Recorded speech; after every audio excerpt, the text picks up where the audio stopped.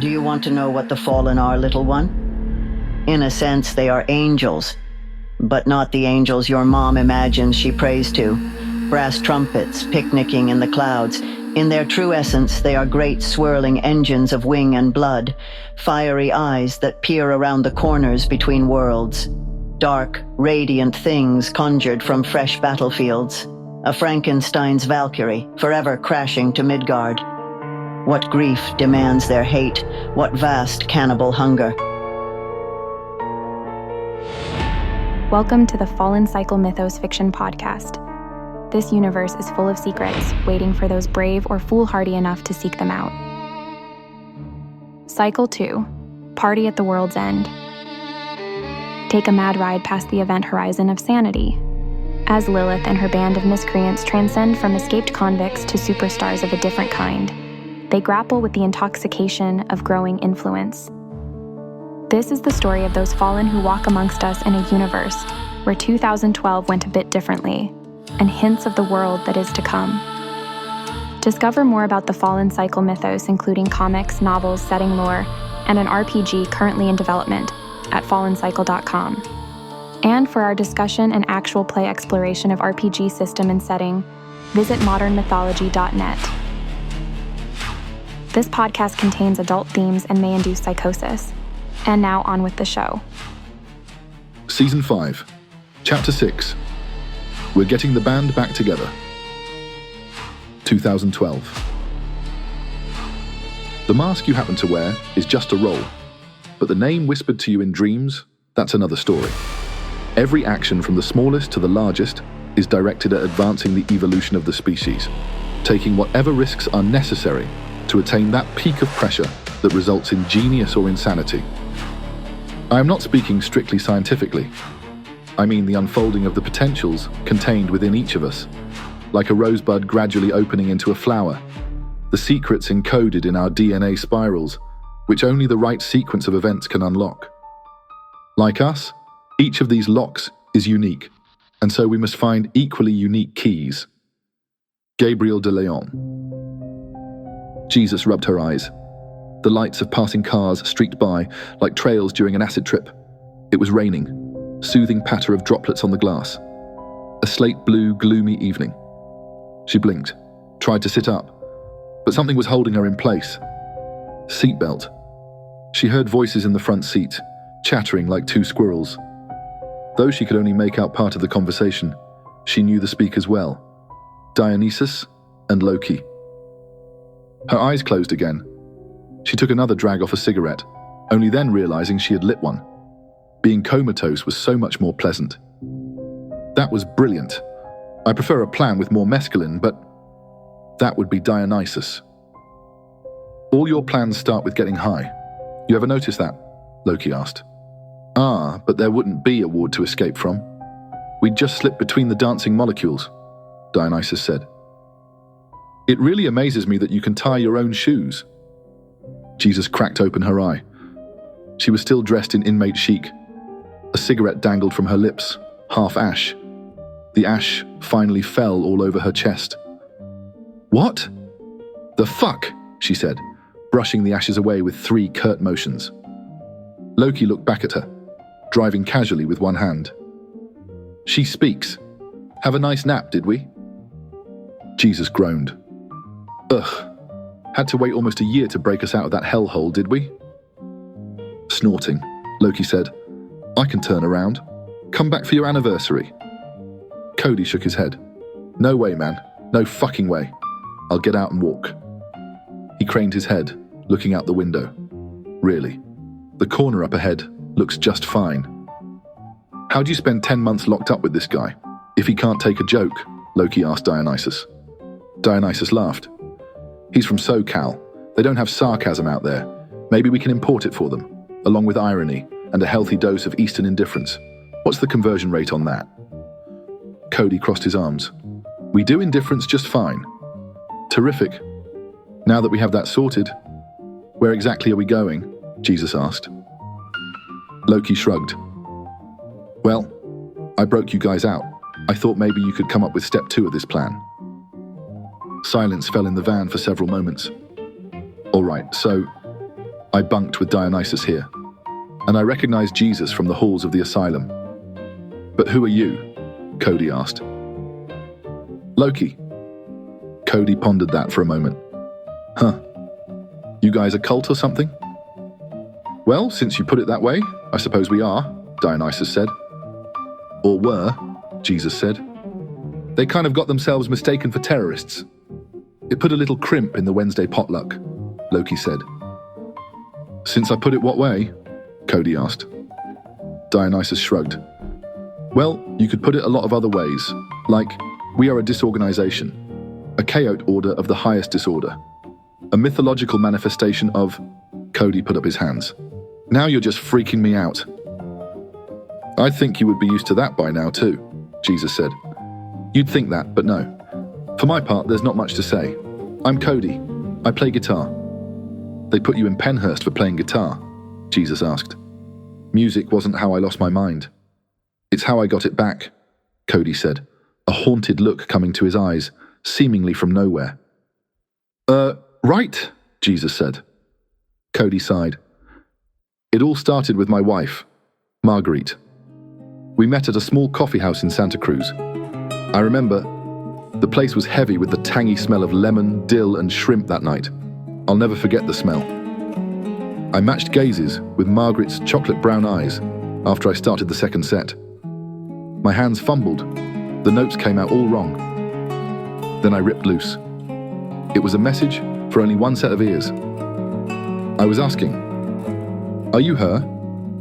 The tears in her eyes said yes. The awkward sensation felt by the rest of the audience was the result of their unwitting voyeurism. I think I know how they felt, Jesus said. Cody didn't seem to notice the not-so-subtle nudge. The two of us spent that night drinking margaritas, salty as sweat, first in a nearby bar, then in a hotel room. It could have been tawdry, but it was our Eden. The next month in Vegas was painfully sweet, mostly spent looking into her eyes as the two of us lay moistly entwined. Whoa, man.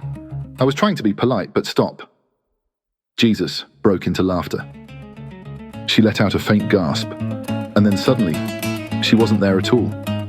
Her softness was still all around me, rose petals everywhere, drifting away coyly in the spring breeze. Cody looked out the window with ghostly eyes. See? There's a reason he was in the bin with us. Though I think that's more than he said the whole time we roomed together, Dionysus said. Jesus kept laughing. Dionysus continued, "But this much I can vouch for. He can play better than you or I, Jesus, and I know you're no slouch." Jesus' hysterical laughter wouldn't subside. She was crying. "We've got an oversharing idiot savant, a transsexual, and two assholes. Sounds like a rock band to me." "Count me out. More of an audiobook guy," Loki said. "What do you do then?" Cody asked. "Paint by numbers. Prison breaks." Jesus' laughing fit subsided very suddenly. Since we have no better plans, do you guys want to find a place to eat? I'm fucking starving."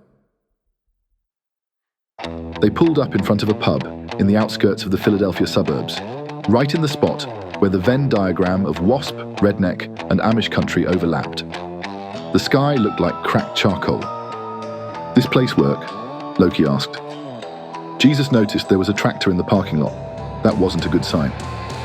"You have cash?" "Yes." Loki sighed. It was a busy night. From the look and sound of it, half the place was half lit, and the rest were about ready to make sweet love to a toilet seat. There was a small stage and the setup for a band, but the band was nowhere in sight. Jesus headed straight for the bar. "I thought you were hungry," Dionysus said. "Liquid bread," Jesus exclaimed, grabbing the last free bar stool.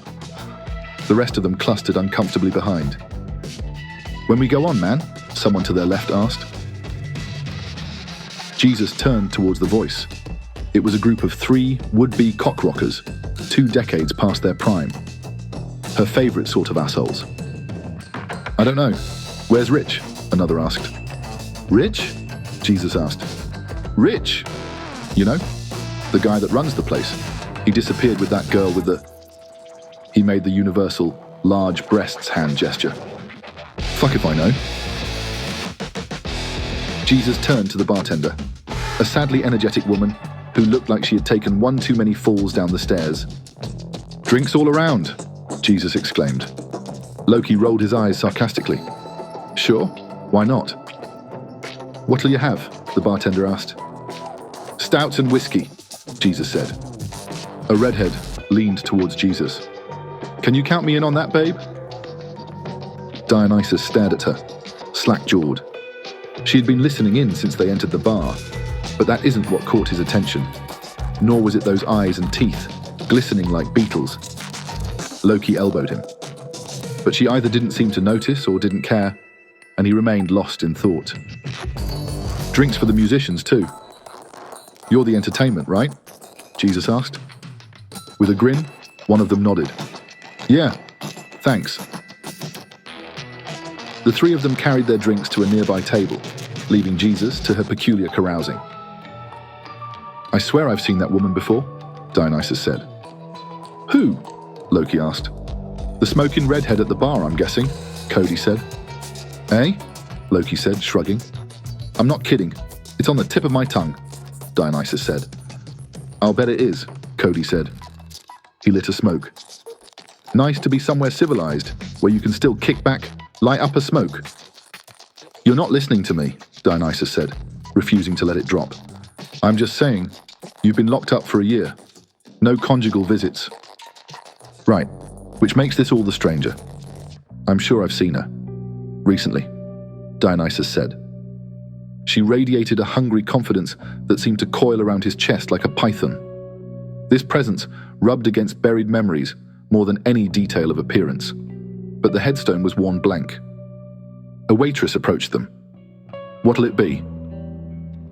Jesus passed yet another drink to the band. Just one of the guys. Ha ha. She made exaggerated manly gestures and gave them a wide smile. Anyone who knew her would recognize the smile as bitingly insincere, but it was already too late for this lot. No, no, no! What I'm saying is... One of them started, but he was overrun by a series of guffaws. Liquidated bread, his friends screamed, still laughing. The laughter turned into a gurgle as a stream of alcoholic vomit lurched out of his stomach.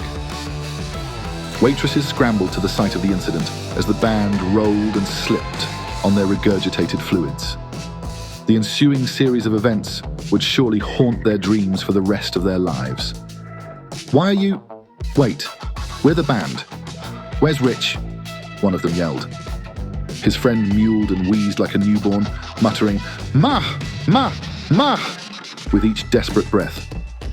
The bouncers went into motion, escorting them rather impolitely out the door. Don't you remember? You guys already played. Awesome show. Really fantastic. Killer guitar solo, my man. Now out you go, Jesus said, sitting back down on the bar stool. Ah, I love doing that, she said, sipping her stout. It's like the tortoise and the hare. Slow and steady wins the race. Nice performance, the redhead said.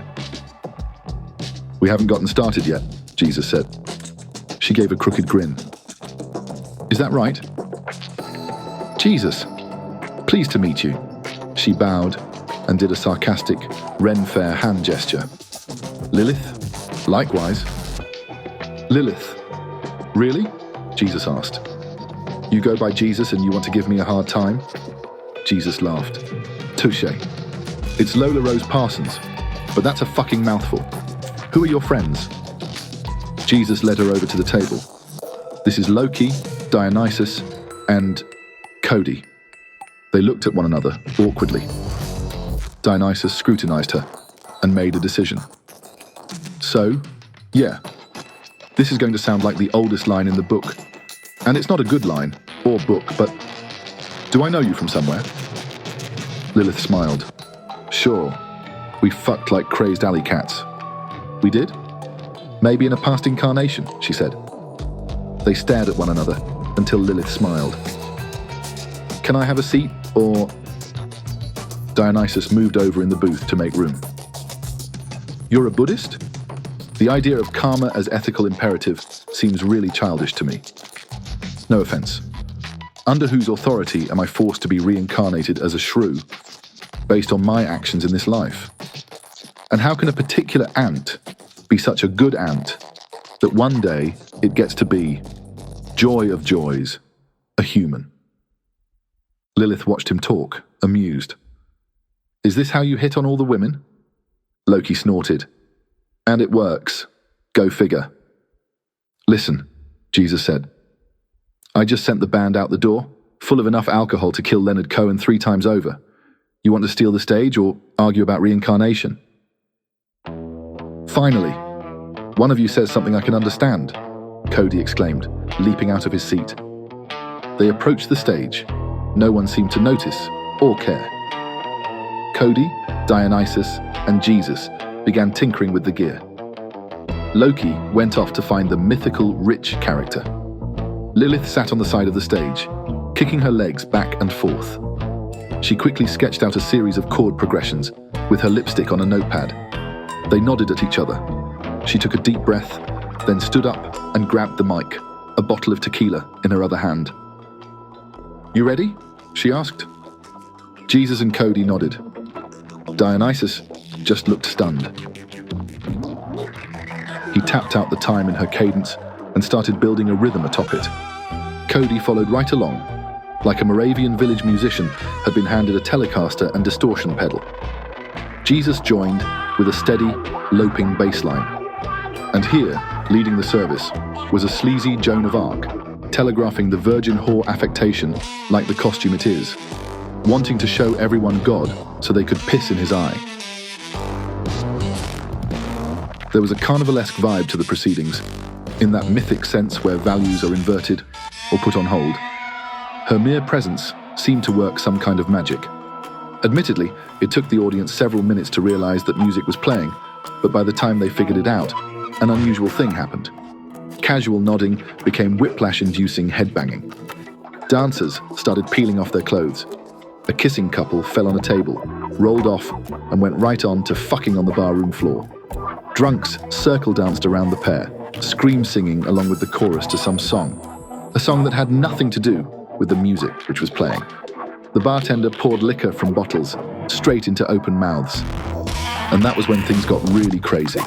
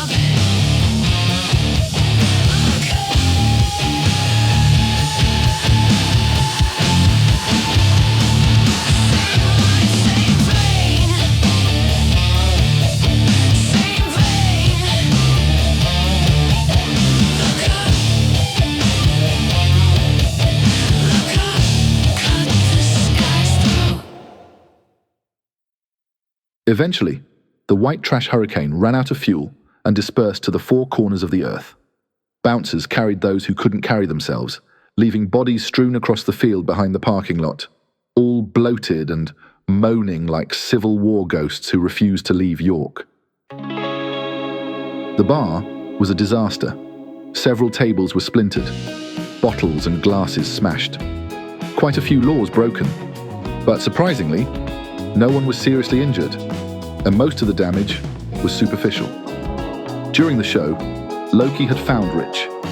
He was sauntering out of what could have been his office, or a closet, dressed like a hair metal version of Robin Hood. From the looks of it, he'd just finished a whole lot of coke with his female companion. She was hanging on his arm and had makeup smeared nearly down to her overabundant cleavage. The smile on her face said she wasn't minding her job at the moment. Loki figured things could go either way. There was a full-scale mob in his bar, and a band was playing whom he hadn't scheduled for the night. He braced himself for the worst. As it turned out, Rich was in a benevolent mood.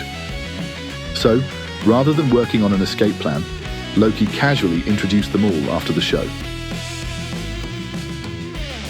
"I don't know who the hell you are, but that was great," Rich said. "We're Babylon," Lilith announced casually. Loki eyed her. Dionysus and Jesus shrugged simultaneously. "Don't think I've heard of you. Anyhow, I've got to take damages out, but I've got something," Rich said.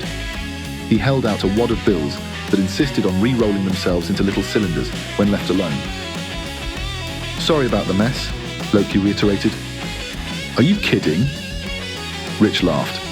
His face was redder than Santa Claus. "Our bar is cleaned out. Maybe some of it was on the house, but I've never seen anything like that. And I was at the original Woodstock. Fuck, man. What a fucking party." He clapped his hands together and then wiped them on his leopard print spandex pants. "I tend to have that kind of effect on people," Lilith said. "Yes?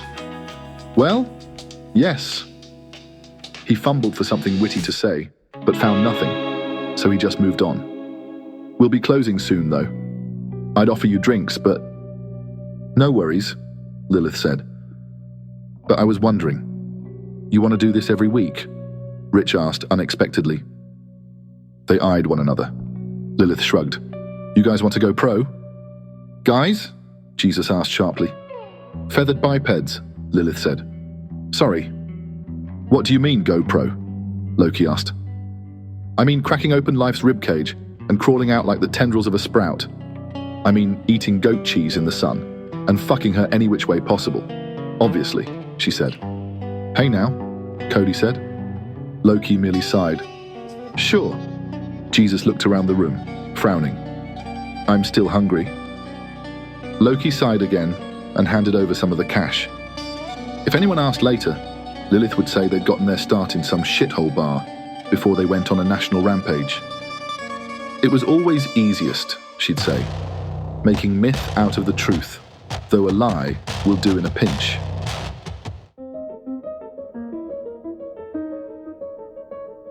Trevino was signing paperwork for a clerk. The clerk was staring over his shoulder, his mouth half hanging open to reveal a set of buck teeth. A children's chorus stood in front of the motel, singing an off-key version of Annie's Tomorrow. "Length of stay?" the clerk finally asked. 2 days. "When's checkout?" Trevino answered. The clerk didn't respond. "Hey, when's checkout?" 11. Is that what they mean by mongoloid? Trevino finally looked over his shoulder at the procession outside. The children's chorus was set up on temporary bleachers. They were developmentally disabled to various degrees, but all of them were unquestionably the happiest children to butcher tomorrow. Behind them, a banner read, "The Holding Hands Chorus. We love you." A small crowd of parents and onlookers clustered around the children, waving miniature American flags. Trevino also noticed a mobile broadcast HQ and the expected entourage of press, cameramen, and interns who came along with such a media travesty. "Downs, not Mongoloid," Trevino said. "So what's Mongoloid mean?" "Downs, but it's insulting." A technician in overalls walked up to the mobile broadcast HQ from behind, opened the driver's door, and hopped in. The clerk furrowed his brow in thought. "So, Mongoloid is like nigger, but for retards." Trevino fixed the clerk with a level stare and scowled. Who was this asshole? Christ. Behind them, the mobile broadcast HQ rumbled to a start. With looks of horror, the reporter and cameraman put down their equipment and ran towards it, but were forced to dive to the ground to avoid being crushed. Trevino barreled out of the door, surveyed the scene, and stopped in his tracks. The mobile broadcast HQ did a tire-squealing turn around the bleachers, honking wildly. A horde of children scattered, cried, and applauded. Straightening out, it ran over the camera equipment and accelerated to escape. Trevino drew his weapon, but struggled to get a clear shot. There were just too many waffling, wailing children. "Ice Queen Twuck!" one of them screamed, pathetically trying to give chase. Jesus clung to the rear door, waving a scimitar and bellowing incoherently as they drove off. "Cunt," Trevino growled. The clerk raised his eyebrow at him. Trevino sighed as he reholstered his gun. "After what you just said, you can keep it to your fucking self. Cancel the room. I've got to go."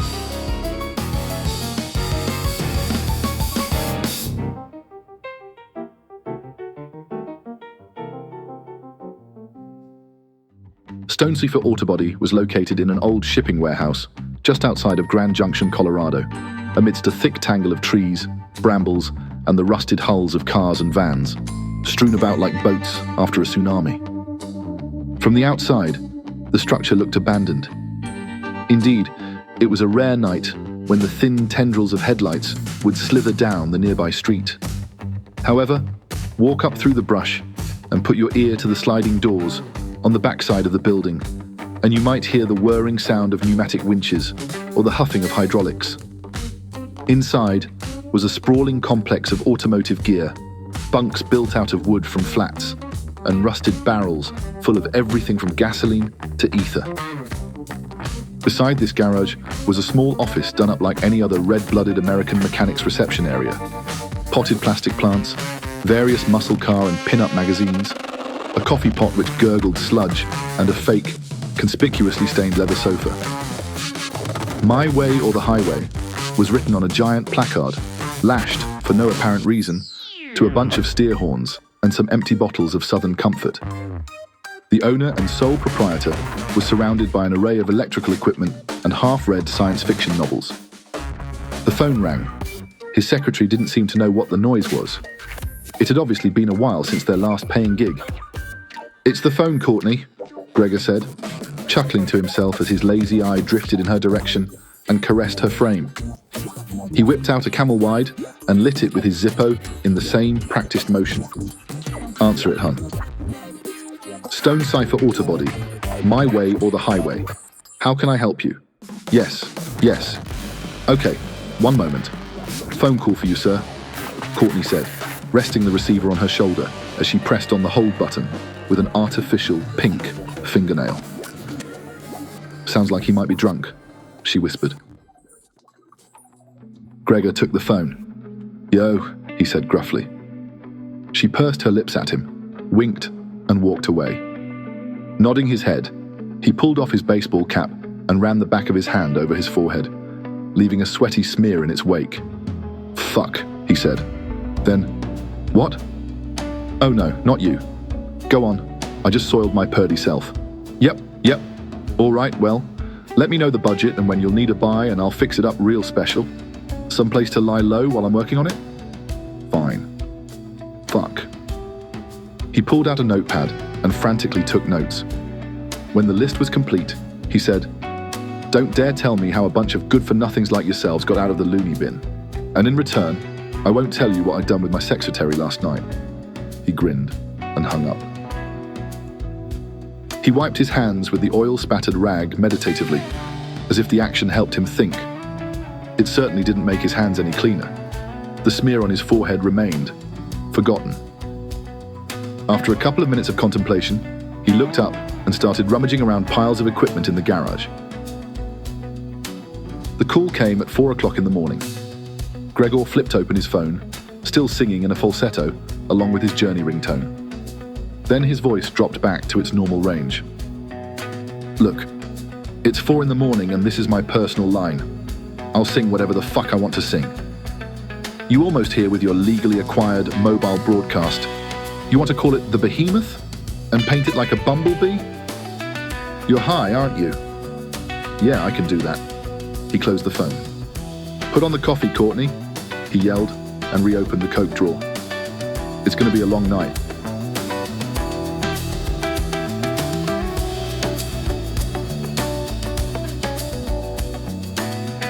They all stood under the fluorescent lights in his office for a minute, before anyone spoke.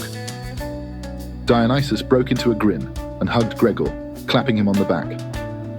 "Agent 140, you smell like you've been fucking chimpanzees for a week, as usual." Though he was tall, his forehead still knocked against Gregor's chin. "You too. So let's see what you've got." Gregor whistled when they walked into the garage.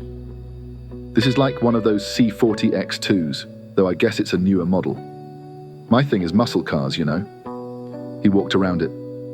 "This vehicle is the fucking tits. Bumblebee pattern, you said?" Dionysus and Jesus nodded eagerly. Loki sighed and shook his head. Gregor laughed. "Talk about hiding in plain sight, huh? Bunks for how many?" 8. "More if we're getting cozy," Lilith said. "Weapons?" "Subtle," Loki said. "If we have to use them, it's probably too late." Gregor looked slightly disappointed. He pushed play on a nearby boombox, which dangled from a cord on the wall. The theme from the A-Team blared from the speakers. Inspiration music. "Let's go." He handed a pair of welding goggles to Dionysus. "Are you kidding me?" Loki asked. "Oh, we're going to have a shit ton of fun." Gregor took a pull from a bottle of Southern Comfort. "Let's start with the armor."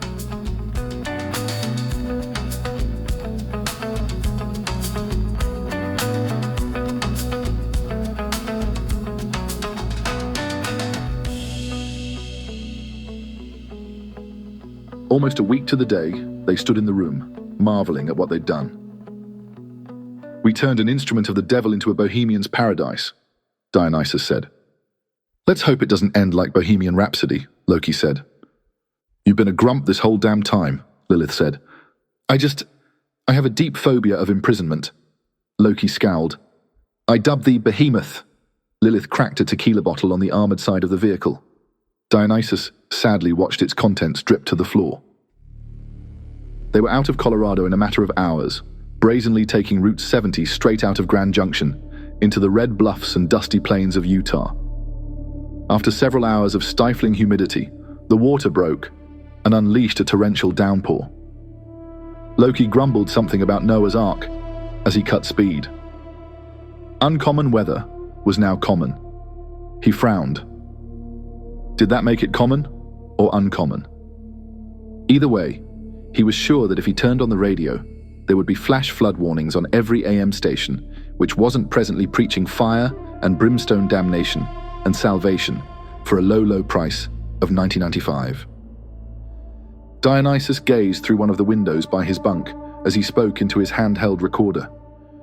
This would be the first of many missives tossed out to lonely satellites and a sea of anonymous listeners, bobbing along in the night. He spoke quietly, but with gravity, like a coke addict after a long night out. That's in the past now. The myth of the American dream, the great American novel. Even the word American now evokes a shudder. We all know something our parents didn't in the 60s. We've been had. All the myths we'd been sold, painted atop crushing brutality, freedom a mask for its opposite. Maybe each generation has to awake to the lies of the previous. I don't know. Either way, once you see it, you can't unsee it. Now it's like a snowball rolling down a hill, gathering momentum and power. Even gentle footfalls can start an avalanche given the proper conditions. Once it gains enough velocity, anything in its path will be crushed. Crushed by the weight of a myth. An idea. "What are you rambling about?" Loki asked over the intercom, somehow able to make out his Spitfire monologue over the rumble of the engine. Reality isn't up for grabs. It's real. Dionysus got up and sat in the passenger seat. "That was really creepy, man. How did you hear me?" "I'm half German Shepherd. But seriously, explain yourself." "You think war comes from innate biology? Or a conflict over resources?" Dionysus asked. "I suppose," Loki said. "I don't know if I'd be so pretentious about it." "The hell you wouldn't. What I'm saying is that it's a war of ideology. People could go their own ways, let well enough alone. But many people aren't content with that. They identify with an idea so strongly that it's as if the idea possesses them. God's chosen are victorious, so long as it's all for something. And if that certainty demanded the possibility, even probability, of delivering pain or death, all the better. Once a myth has a body count, it's real enough. There's no war of attrition when every fatality lends further conviction. Death is the price of certainty. The bond between two people is never stronger than when they die to prove their point. It doesn't even matter if it's true or not. You die with that certainty. The world and made-up gods be damned, and let there be no mistake. This is war. Loki narrowed his eyes at Dionysus. "I've got to think. This idea makes me really uncomfortable, but I'll pretend for a minute that you're not just, nuts?" Dionysus asked, smirking. "Yeah, that. Well, our brains don't discriminate between reality and fiction. I get that. They simply create and act. But that's how people are manipulated with fairy tales." His eyes lit up suddenly. "You're on a crusade, aren't you? You think we're going to change the fucking world?" Dionysus nodded. "You're halfway there. Memes are how the evolved wage war. Ontological terrorism, where have you been, man? Keeping your ass out of prison. Reality doesn't give a shit about our ideas. You're talking about natural law. I'm talking about personal myth. We are how we represent ourselves. The stories we tell ourselves and each other replace whatever dim reality that lurks behind it. Don't you see? I'm not trying to plumb the dark recesses of Plato's cave. I'm trying to unchain Prometheus." Dionysus turned off his recorder and tapped it with a smile. "And this is how I'm going to do it." "With an MP3 recorder?" Loki asked. "It actually records in WMV," Dionysus said with a frown.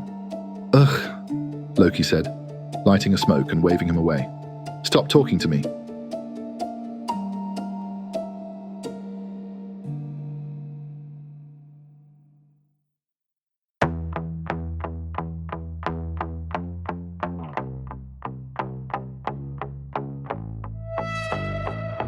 You have been listening to the Fallen Cycle Mythos podcast. Keep subscribed to receive new episodes as they are released at fallencycle.com or on the podcasting service of your choice. Party at the World's End was written by James Curcio. Thanks to J.F. Stackhouse and Nate Samsel for collaborating on early drafts of this story.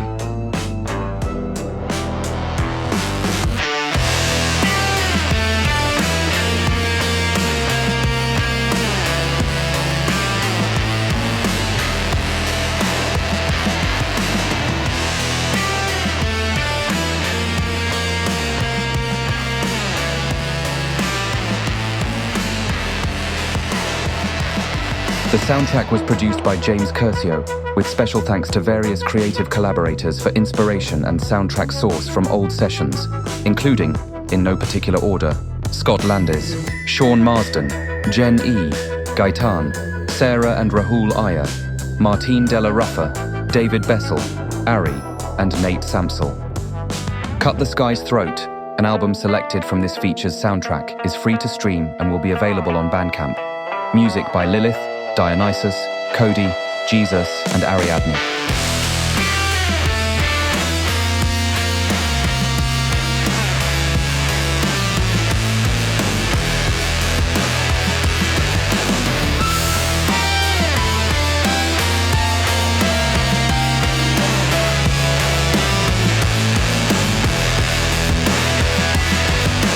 A statement on the use of neural networks is available on our website for those curious about how we do, and don't, use these technologies.